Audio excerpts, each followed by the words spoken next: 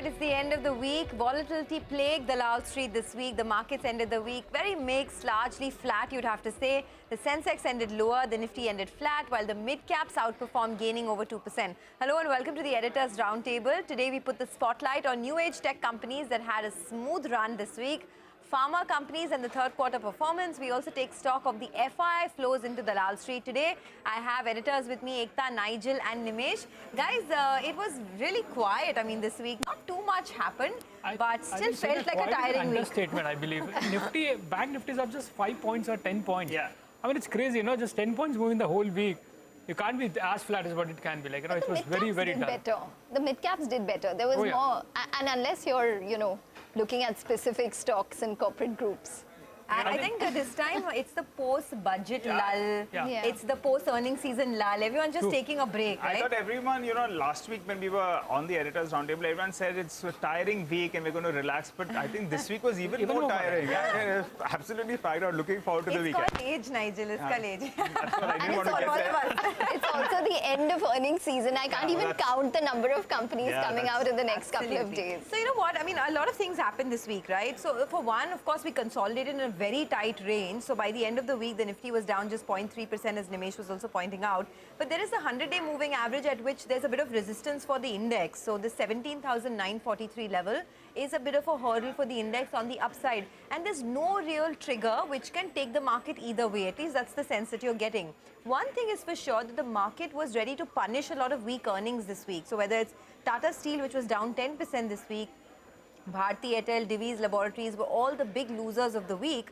And the Adani Group stocks, of course, they were in the news for all the right and wrong reasons. But by the end of the week, there was a bit of a recovery in the stock. So Adani Ports was up 17% this week. Adani Enterprises was up 17% as well. So these were the big highlights. But, you get a sense that there's no real trigger for the market which can take it out of the range. True. Largely, we're stuck in that band.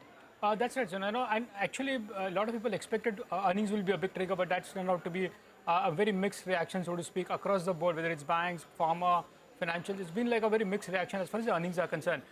From a market point of view this week, we all spoke about being a flattish market. Nifty, Bank Nifty, all were pretty much flat. The big talking point was the Adani saga, and it continues to boil down. We saw the MSCI reaction coming in on Thursday night. We reacted on Friday morning today, and as we speak, there is a further news about Moody's downgrading some of the Adani Group stocks. So that, I guess, that's been a big center point and a big talking point as well among a lot of the investors as well. As I said, earnings to the reaction to earnings were quite mixed. The other important point to track would be the FI activity. That's to some extent a bit positive for us because there is no big selling coming in from the larger FIs. Though there is no big buying coming in, but the selling intensity has definitely lowered in this week. That's the overall feedback. I guess from a Q point of view, both the rate action, both globally and locally, will be very important. A lot of economists were expecting that this will be the fag end of the rate hike. But after the hawkish stance by the RBI this week, looks like April could be another rate hike in India as well. And that could be the trend in global markets as well. So I think rates will be very important to track going forward. But the good part from this week was, despite all the noise about Adani Group, the FIs have done slightly buyers or at least less selling from the FIs in this week. Well, Nimesh, Ekta as well as Sonia, it was like a test match. You play for 5 days and you don't score anything much because what you started the week, you ended the week as well. But it was a far better week, and I'll tell you why. Because the Indian markets, after being slow starters, at the start of 2023, well, we were relative outperformers for the week, and that was good news. Because if you compare the Indian markets' performance, compare it with what the developed markets did, or even compare it with a couple of those Asian markets, well, we were relatively better, or we were more or less in line. Remember, year to date, we are still underperformers, and portfolios felt good. Because the mid-cap and the small-cap indices, they were up between 1.5% to around 2% odd. So that's why portfolios did well. But we've been talking about the FI flows, and the outflows have cooled down a little bit. So that's encouraging, actually. But in the past month, that's for January, we have the data that's come out on NSDL, and they net sold close to $3.5 billion. And out of the 14 big sectors, 10 out of the 14, well, there were outflows. Which sectors saw the maximum outflows? Well, banks, obviously, they came in for a harder knock. Oil and gas as well as FMCG, the outflow numbers up for you on the screen. But there are some select sectors that actually saw inflows, even in a month where the FIs did sell. whether it was metals, cements, as well as autos. So make a quick point on metals. One observation is that for the past month, well, the inflows of more than $500 million, that's the best that we saw all the way since April 2022. In terms of other sectors that are getting a good amount of inflows, and there were some sectors like cement as well as pharma, well, they have seen inflows for 7 straight months in January 2023 itself, and that's between $1 billion to around $1.5 billion. So that as well is positive. And finally, capital goods. For the last many months, close to around 8 months, I think we had positive inflows. Well, they took a bit of a break in the month of January. So that's really the broad flow picture. The FI sold less, and I think the bulls will be quite happy looking at that. But let's see whether or not that can turn around to some extent. Sonia.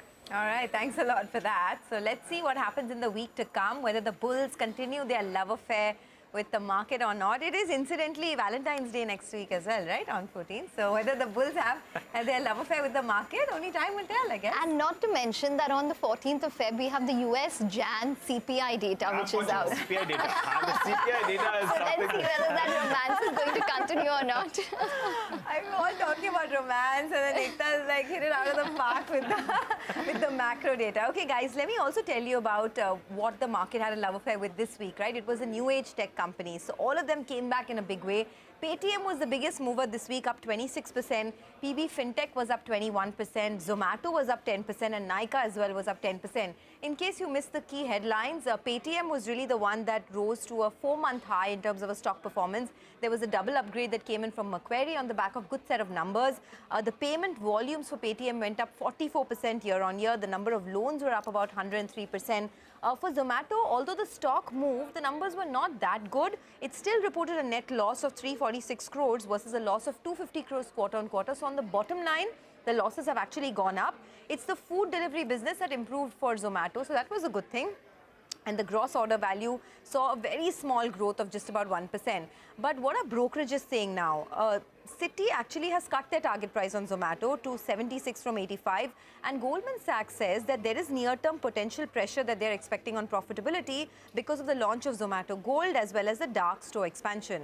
But on Paytm, you have a lot of positive views coming through. Macquarie says there's a very visible change in the approach of the management to deliver profits. They say they're positively surprised on the distribution of the financial services. And Goldman Sachs says that profitability is 3 quarters ahead of the guidance. So perhaps, that could mean maybe Paytm could see more of an upside in the weeks to come. The next stock to watch is Nykaa. It reports its numbers on Monday. So in terms of new age tech companies, that of course will be the place to watch.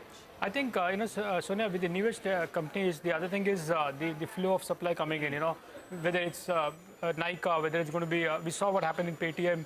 There was a large block. Of course, the details will be out post-market status, so that's something to track. But that's a pain point. While the earnings have improved, but there is a constant supply of paper coming in from the larger FIIs, and that's putting some bit of pressure on those new age companies, so to speak. The other big thing that we are tracking is, will the FIIs warm up to the Indian summer? That's the big question that I'm asking a lot of investors who've come down to India for the India conferences. This week there were 4 large conferences: Citi, IF, Edelweiss, which is now Nuvama. They had a conference. JM Finance had a BFSI conference, and Axis had a tech conference. The tech conference was very interesting. Just 20 companies, but unlisted, listed, both were participating. So the big, the big taking point or the big takeaway for me was one. In fact, I was fortunate today to speak to Bill Kennedy. He's the largest, one of the large FI investor into India. Been investing for more than 30 years. And, is like managing more than $10 billion globally as well. His big 2 bets for the last 25 years, HDFC and HDFC Bank. He's been holding for 25 years now. That's the kind of wealth he's created in those 2 stocks. And his big takeaway was, he's seeing a lot of opportunities in India, and he believes this could be India's decade. That's a big statement coming in when someone like Bill Kennedy, who's been watching India for so long. I spoke to a lot of companies as well as, FIIs who participate in the conference. There are 4 or 5 big themes. One, what about the rural recovery? Is that going to be, that's going to be key for a lot of stocks, right? So that is something which was well debated. The other was the public capex picking up. That's going to be very critical ahead of the full election next year. So that's going to be very important. The China, of course, the China plus one opportunities which is coming for a lot of these companies in India, and the digitalization theme which you spoke about as well. So these were the 4 big themes which were talked about. I think, a lot of global investors are looking out for bottom-up opportunities in India now. Though India outperformed whole of last year, again, the big change for attitude for India is the fact that India was always considered as a beta market.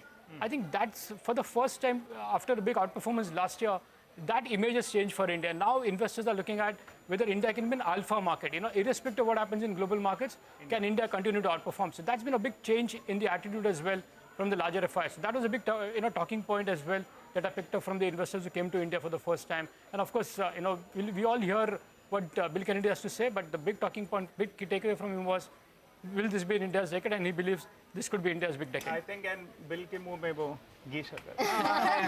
We keep our SIPs going and participate in this big rally. It's going to be the decade for India then. Absolutely. Fabulous. Everyone be like Bill. 20 years back, he invested in HDFC and HDFC Bank and stayed put. Stay put. I think that's a big message. Stay put. Absolutely. Well, I think it's time for the doctor's check, right? A lot of pharma companies came out, Ekta. You've had a very, very busy week. Run us through some of the key talking points. I'm only watching one sector, which is within the pharmaceutical space. That's the CDMO space, which is basically contract drug manufacturing. And that's basically for intermediates, drugs for big pharma companies, biotech, generic pharmas. That's what CDMO companies do. Now, which are these companies that I'm talking about? Divi's Labs, Gland Pharma, Loris Labs, Piramal Pharma, all of these companies released numbers just in the past couple of weeks, last 2 weeks odd.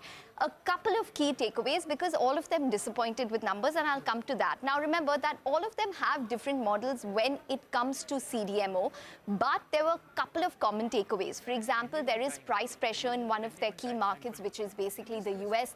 There is delayed decision making by bigger pharma companies at this point in time. There is some delayed payments that a couple of these companies are facing at this point, and there is a loss of key opportunities. Now we're talking about Molnupiravir, which was a big opportunity for Divi's Labs, or Paxlovid. Both of these are COVID-19 drugs by Merck and Pfizer respectively. Paxlovid for Loris Labs. So there has been a loss in opportunity as well. And there is an overall increase in raw material as well as input costs. Numbers have been impacted. Divi's Labs, it came in at a margin at a historical low. Gland Pharma, core markets, which is 70% of their business, was down 11%. Loris Labs, the CDMO business was fine this quarter, but the street is anticipating it'll probably see a tough FY24 because of a high base of FY23. Piramal Pharma, the big disappointment, margins at 5.1%, loss at around 90 odd crores. Stocks have corrected from their 52-week highs. Divi's is down 39%, Gland is down over 60%, Loris is down around 45%, Piramal Pharma is down over 50%. And valuations, as you can see on the screen soon enough, is that they've also halved quite significantly for all of these CDMO companies. Is there any optimism? Yes, maybe. Challenges are probably likely to persist for the next 6 odd months, but there is structural demand in place at this point in time. If they get past that, there are also individual issues that companies have to solve. For example, Piramal Pharma has issues with regards to net debt, which is at over 4,000 odd crores. And Gland Pharma, there's always speculation with regards to the promoter and what their plans would be on the long term. So these are a couple of larger issues to watch out within the entire CDMO space in pharmaceuticals. Okay, Ekta, thanks a lot for that. Well, let's slip into a quick break. On the other side of the break, we have a guest joining us. Pramod Gubbi of Masterless Investment Managers will join in to help us prep for the week to come. Stay tuned.